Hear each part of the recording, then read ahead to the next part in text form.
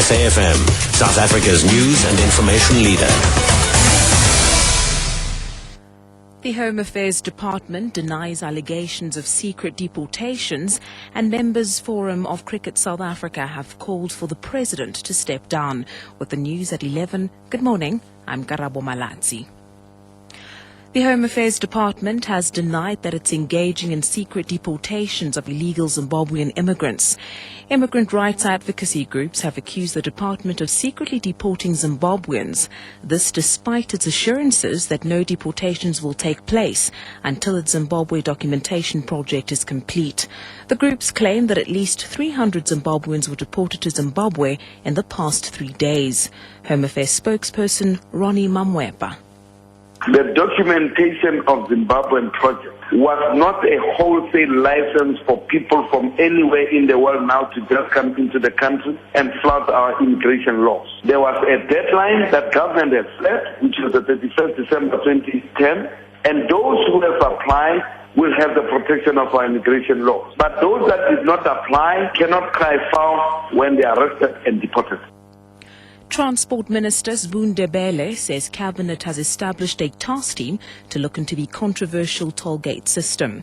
This after trade union Satawu says it is still not happy about the new toll rates that are to be affected in Gauteng. Political parties like COPE, DA, FF+, ACDP and Independent Democrats have threatened to embark on a joint program of action which will culminate in protest demonstrations against the government's tolling system. Satawu, which believes the tolling system contributed to job losses, raised this during its third National Congress that ended yesterday at Sun City in the northwest. Ndebele says the matter is still open for debate. Toll gates are a serious matter, so that task team is made up of the Minister of Transport, of Finance and other ministers, and we will welcome any proposals because we ourselves don't want to increase more tax and more tax and more tax. There is a principle of user pay, there is a principle of taxpayer pays. How much can the user pay? How much can the taxpayer pay? Let us all think about it because we do need road infrastructure. Somebody must pay for it. How do we pay for it? Political analyst and local government expert Andre Duvenage says although the government has good intervention measures in place for troubled municipalities, implementation remains a problem. Northwest MEC for Local Government and Traditional Affairs Paul Sebeho this week acknowledged that corruption and maladministration remains a challenge at some municipalities, even after government's intervention. All the province's 23 municipalities are being investigated for alleged corruption and maladministration. Local government expert Andre Duvenage has more. We look at projects like Project Consolidate, the turnaround strategy, but basically it's a lack of implementation to address some major problems. We are referring to problem areas like lack of service delivery, corruption, nepotism. And it seems to me as if the internal conflict and strife within the frameworks of the ANC is also Shifting focus to news abroad, scientists from the Netherlands have pieced together the entire DNA sequence of a woman who was the oldest person in the world until she died at age 115. They say further research could reveal as to why some people have a genetic makeup that gives them a better chance of a long and healthy life. The BBC's Helen Briggs has the details.